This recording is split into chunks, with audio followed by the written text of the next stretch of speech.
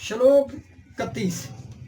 जो लोग अपने कर्म मेरी हिदायत के मुताबिक करते हैं, जो हस्त नहीं करते मेरी हिदायत पर फरमान बरदारी से अमल भी करते हैं, वो फल वाले कर्मों के बंधनों से आज़ाद हो जाते हैं। श्लोक 32। लेकिन जो हस्त की वजह से मेरी हिदायत पर अमल नहीं करते, उन्हें तमाम ज्ञान से गुमराह, बेवकूफ़ और तबाही के किनारे पर खड़ा हुआ समझो। श्लोक 33।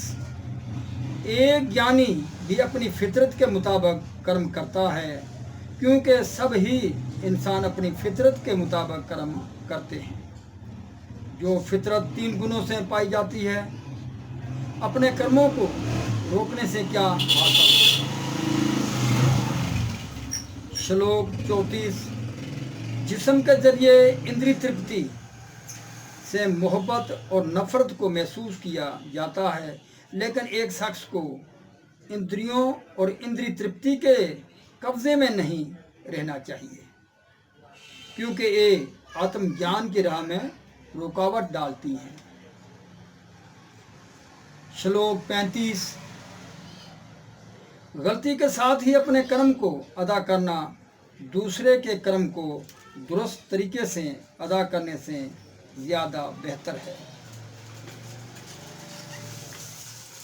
दूसरों के कर्म में लगे रहने के बजाय अपने कर्म अदा करते हुए बर्बादी ही बेहतर है, क्योंकि दूसरों के कर्मों की जिम्मेदारी अपने ज़िम्मे लेना खतरनाक है।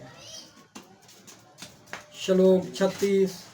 अर्जुन ने कहा, एवरंसी कुल की नस्ल वो कौन सी ताकत है जिसकी वजह से इंसान ना चाहते हुए भी पाक कर्म करने पर मजबूर हो जाता है।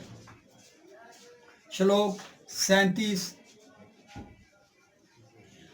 परम पुरुष भगवान ने कहा, अर्जुन, उसकी वजह होश है, जो कि रजोगुण के ताल्लुक से पैदा होती है और बाद में गुस्से में तब्दील हो जाती है, जो कि इस दुनिया में इंसान की बदतरीन दुश्मन है। श्लोक 38। जिस तरह आग धुएं से, आईना मिट्टी से और बच्चा गर्भ से ढका हुआ है, इसी तरह जानदार हस्ती होश के मुख्तलिफ दर्जों से ढकी हुई है। श्लोक 39। इस तरह जानदार की खालस पहचान उसकी हमेशा की दुश्मन होश से ढक जाती है और वो होश कभी मुतमन नहीं होती और आग की तरह जलती रहती है। श्लोक 40। इंद्रियां, मन और बुद्धि इस होश के रहने की जगह हैं। इनके जरिए होश जानदार के हकीकी ज्ञान को छुपा देती है और उसे फरिफ्ता कर देती है। श्लोक 41। इसलिए हे अर्जुन, भरत के अजीम बेटे, सबसे पहले इंद्रियों पर काबू पाकर तुम पाप के इस होश को काबू करो, जो ज्ञान और बुद्धि को तबाह करने वाले हैं। श्लोक 42।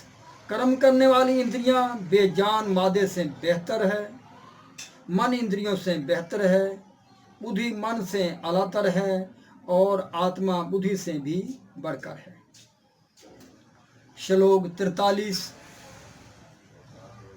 हे महाबाहु अर्जुन, इस तरह अपने आप को मादी इंद्रियों, मन और बुद्धि से बढ़कर जानते हुए आला रूहानी बुद्धि यानी कृष्ण भावना से मन को काबू करना चाहिए और इस तरह उस कभी शांत ना होने वाले दुश्मन होश को रूहानी ताकत से काबू करना चाहिए। इस तरह श्रीमद् भागवत गीता कर्म योग नामी 3रा अध्याय समाप्त हुआ।